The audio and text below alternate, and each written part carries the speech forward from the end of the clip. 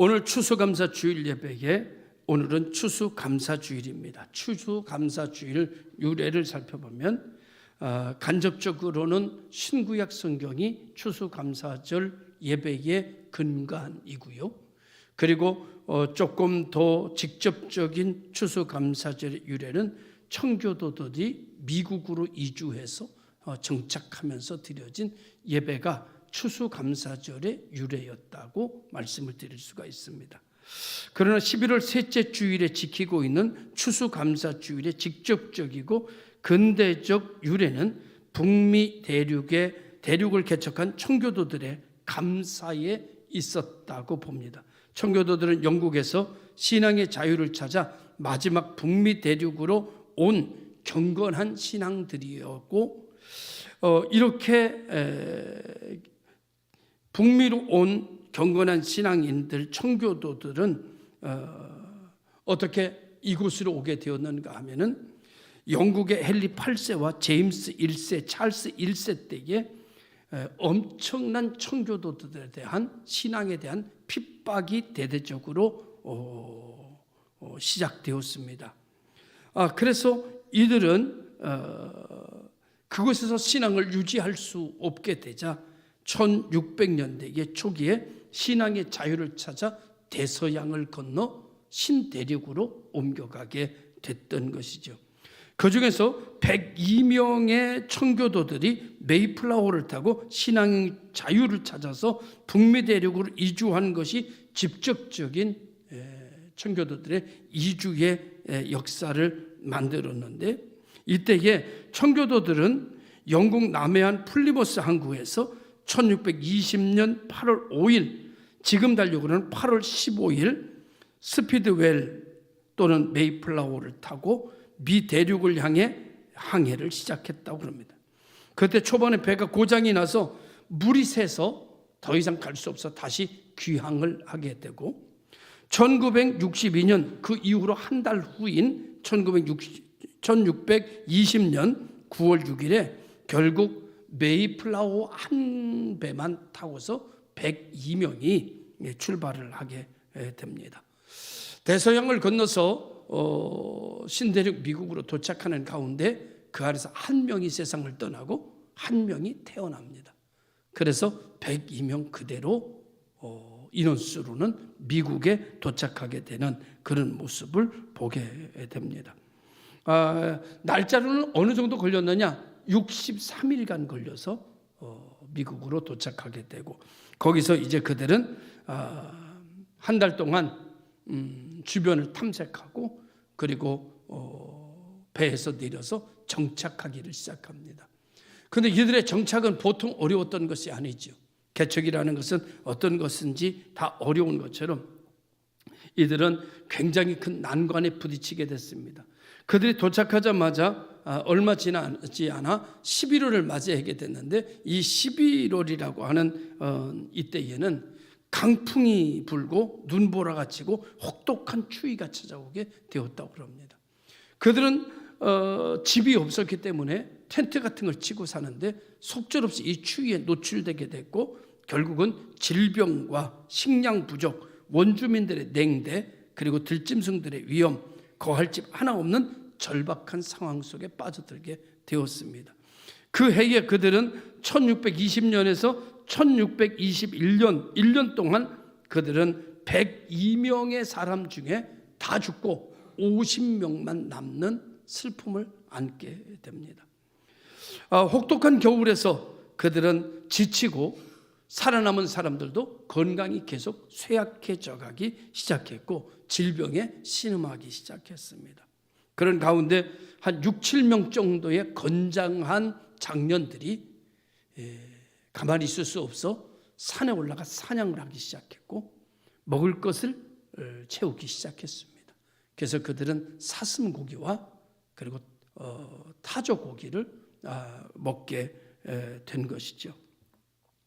타조고기가 아니라 칠면조고기를 먹게 된 거죠. 그래서 미국 사람들은 아직도 추수감사절에는 칠면조고기를 먹는 유래가 만들어졌다고 그렇게 말하고 있습니다. 따뜻한 봄이 찾아오자 기쁨으로 그들은 씨를 뿌렸고 결국은 그들의 씨는 싹이 나서 기쁨으로 열매를 거두게 되었습니다. 첫 번의 열매이니까 이들이 열매가 시답지 않았을 것입니다. 많지 않은 열매를 거두고도 그들은 열매를 거둘 수 있다는 것 때문에 감사하고, 그래서 그들은 이 추수를 가지고 하나님 앞에 가지고 나와 모여서 하나님의 은혜에 감사 예배를 드리기 시작한 것이 추수감사 주일 예배의 유래다, 이렇게 말씀을 드릴 수가 있죠. 그들은 너무나 감사했습니다. 아마 우리가 드리는 감사 예배하고도 좀 다른, 그들은 두 손에 얻은 그런 곡식을 들고 모여들면서 그들의 눈에는 하염없는 감사의 눈물이 흘렀고, 자기들과 함께 왔던 이 세상을 지금 떠나 하나님 품에 안긴 사람들의 얼굴이 앞에 아른거리기를 시작했고, 그들은 이 모든 일을 들어 하나님께 영광을 돌리고 감사하고 이제 정착할 수 있게 된 것에 대해서 하나님께 영광을 돌렸다고 그럽니다. 첫째적으로는 그들은 가져온 것을 통해서 첫날은 하나님 앞에 온전히 감사와 영광을 돌리고 예배하고 찬송하고 하나님께 영광을 돌린 우리들처럼 이렇게 예배를 드렸다고 합니다. 둘째 날은 성도들 간에 칠면조 요리를 만들어 놓고 성도들 간에 잔치를 베풀고 하나님께 영광을 돌리며 성도의 교제를 나누었다고 그래요. 세 번째로는 3일째는 인디언들을 초청해 가지고 그들과의 음식을 베풀면서 그들과 함께 하나님께 영광을 돌렸다고 그럽니다. 그러면서 그들은 조그만 여력이 생겼을 때 그들은 제일 먼저 학교를 건축했다고 그래요. 두 번째로 교회를 건축했다고 그럽니다. 그리고 세 번째로는 가정을 건축했다고 그럽니다. 자기의 윤택함을 건축하는 일을 제일 나중에 시도했다고 그럽니다. 비전을 가지고 학교를 건축하고 하나님께 영광을 돌리며 교회를 건축하고, 그리고 더 나아가 그 다음에 자기가 기숙할 집을 건축하는 이들이 청교도들의 신앙이었다라는 거죠. 우리나라는 어떤 신앙을 장로교는 전수받은 교회인가 하면 이와 같은 청교도의 신앙이 우리에게 전달되어 온 한국교회의 신앙이라는 사실이죠. 그래서 우리는 하나님의 교회를 1번으로 생각하고, 2번에 하나님 뜻이 이루어지는 미래적 비전 다음 세대를 2번으로 생각하고, 그 다음에 내가 먹고 살고 부귀영화를 누리는 것을 3번으로 생각하는 그런 교회가 되어지게 된 것이죠. 우리나라의 추수감사 주일은 미국으로 건너간 청교도들의 그 천신만고 끝에 자립하게 되고 성장하게 된 하나님께 감사 예배를 드린 거기로부터 출발하지만, 그들이 우리에게 와가지고 은혜를 베풀고 복음을 전해주고, 그래서 한국교회 감사절을 그 선교사들이 전해준 복음에 대한 감사, 구원에 대한 감사, 은혜에 대한 감사로 인하여 우리 한국교회도 감사절을 제정하기 시작했다는 거죠. 이 감사절을 제정하고 난 이후에 이 감사절에 들어온 모든 헌금은 초창기 추수감사절 교회는, 우리 교회는 초창기에 들어오는 추수감사절 헌금 전체는 해외 선교비로 지출하기를 시작했다라고 하는 것입니다.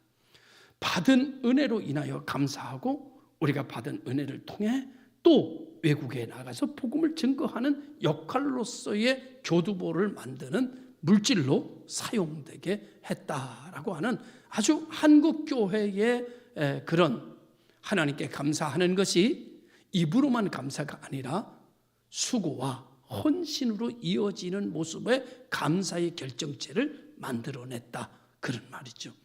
오늘 수많은 사람들이 하나님 앞에 감사한다고 했을 때 말은 아주 무화과 나무 잎사귀처럼 풍성한데 열매는 없는, 헌신은 없는 감사로 드려지는 경향이 없지 않아 있는 것도 사실이라고 봅니다.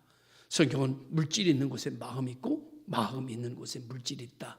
진정한 감사는 그 대상, 감사의 대상을 향한 헌신과 순종으로 나타나야 된다라고 하는 것을 말씀하고 있는 거라고 봅니다.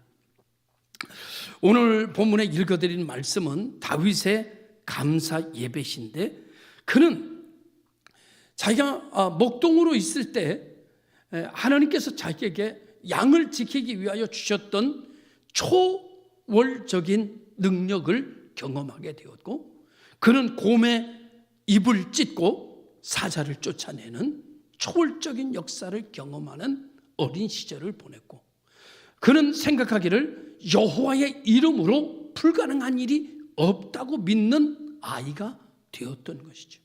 사람들이 블레셋 사람들이 쳐들어와 가지고 골리앗을 앞장 세우고 혼장담하며 여호와의 이름을 욕되게 할 때 아무도 그 앞에 나갈 수 없을 때 소년 다윗, 어린 아이 다윗은 그 모습을 보면서 저 짐승 같은 인간이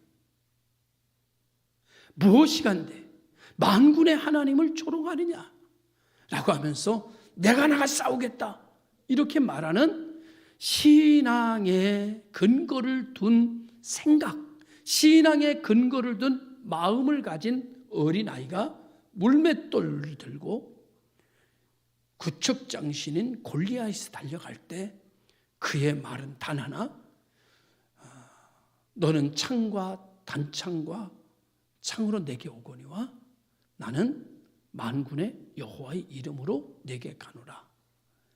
하나님의 이름으로 가면 안 되는 것이 없는 줄로 아는 다윗은 하나님의 이름으로 달려가 물맷돌을 날리고, 하나님은 다윗이 던져놓은 물맷돌을 통하여 하나님의 영광을 받으시는 역사를 만들어가는 전쟁터 벌판에 일어나는 하나님의 기적을 보여주신 역사를 다윗은 잊을 수가 없었을 것입니다.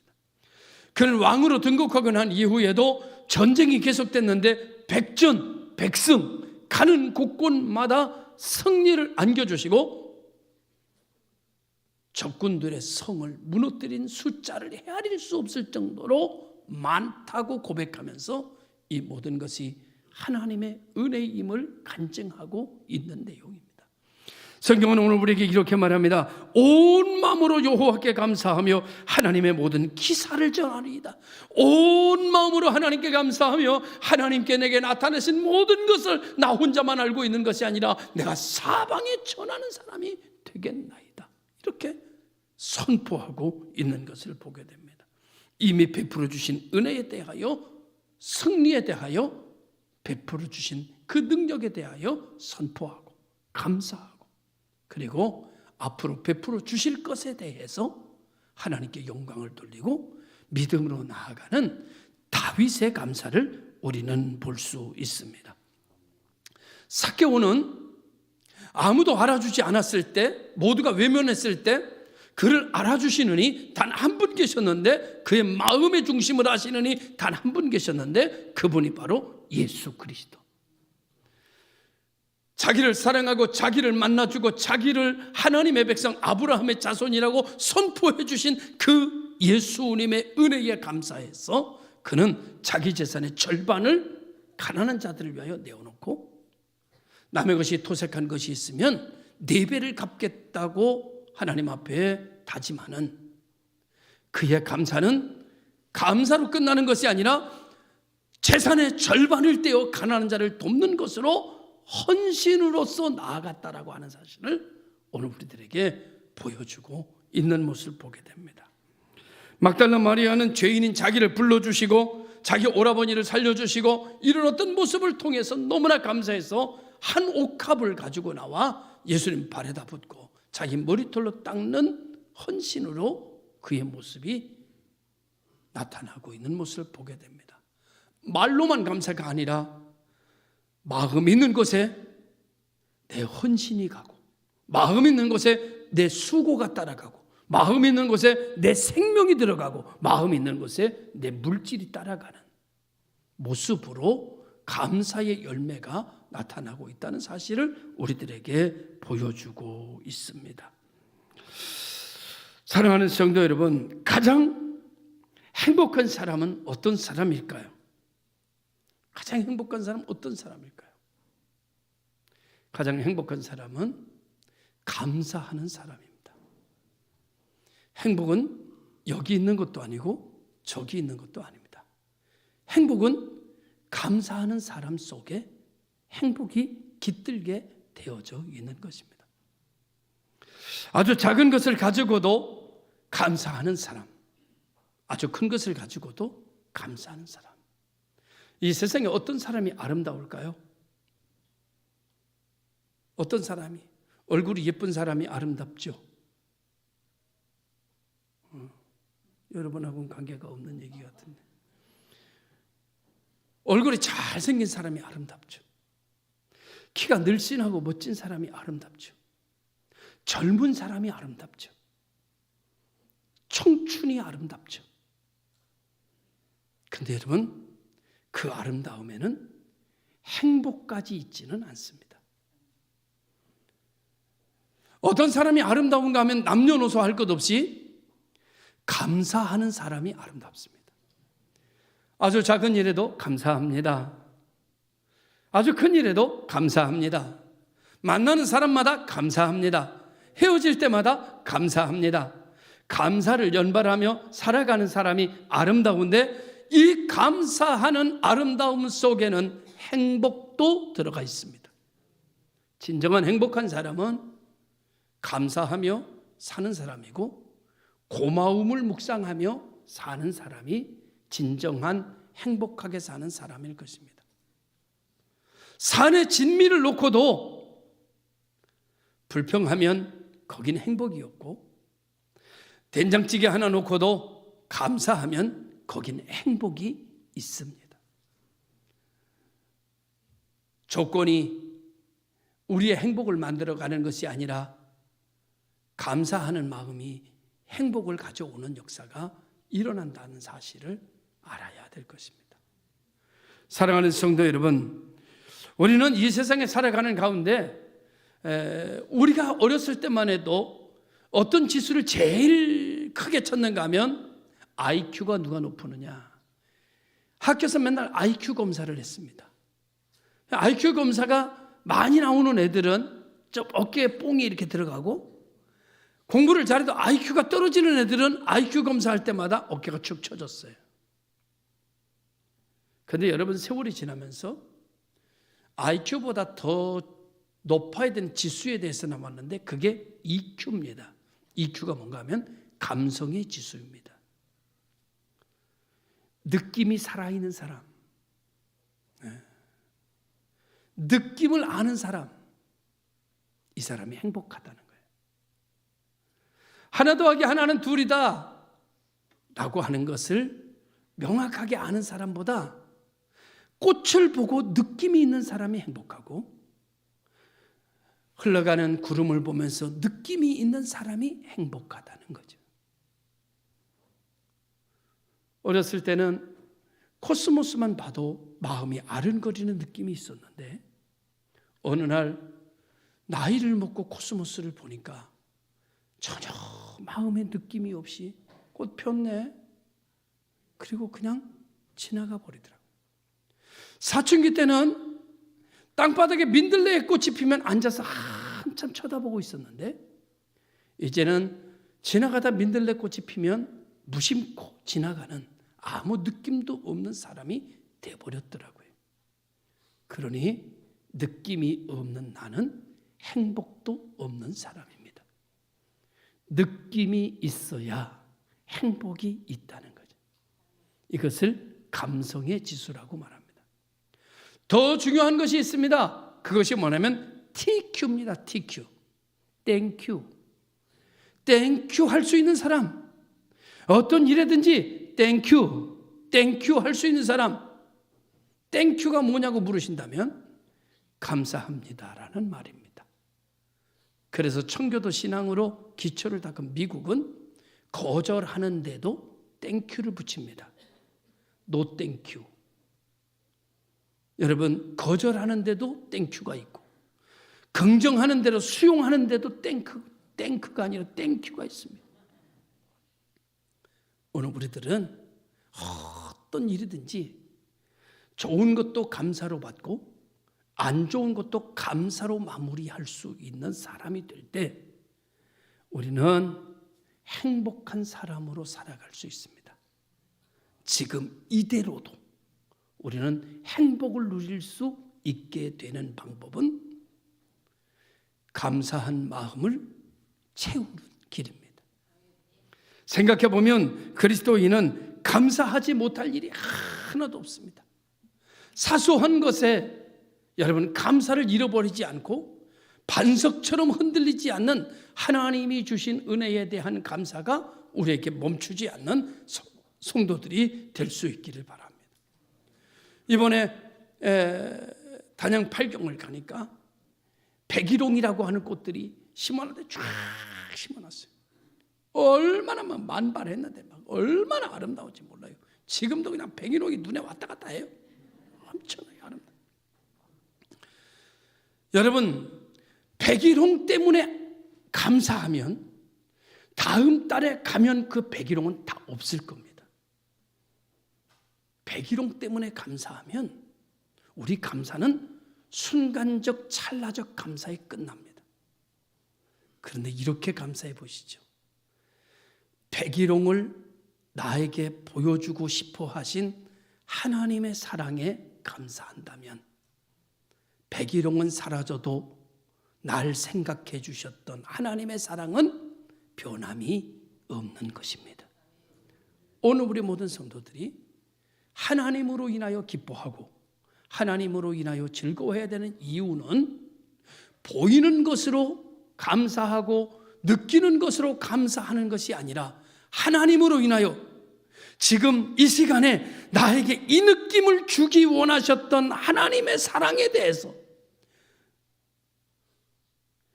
오늘 이 시간에 나에게 보여주고 싶으셨던 하나님의 그 긍휼하심에 대하여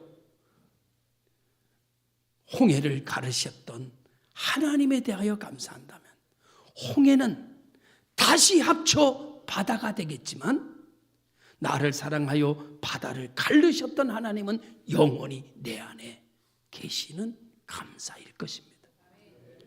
오늘 우리가 온전한 감사는 하나님으로 인하여 감사하는 겁니다. 하나님으로 인하여 감사함을 잃어버리는 어리석은 백성들 되지 말고 하나님으로 인하여 모든 것을 하나님으로 인하여 감사하는 온전한 감사가 살아있는 성도들이 되시기를 주의 이름으로 축원합니다. 기도하겠습니다.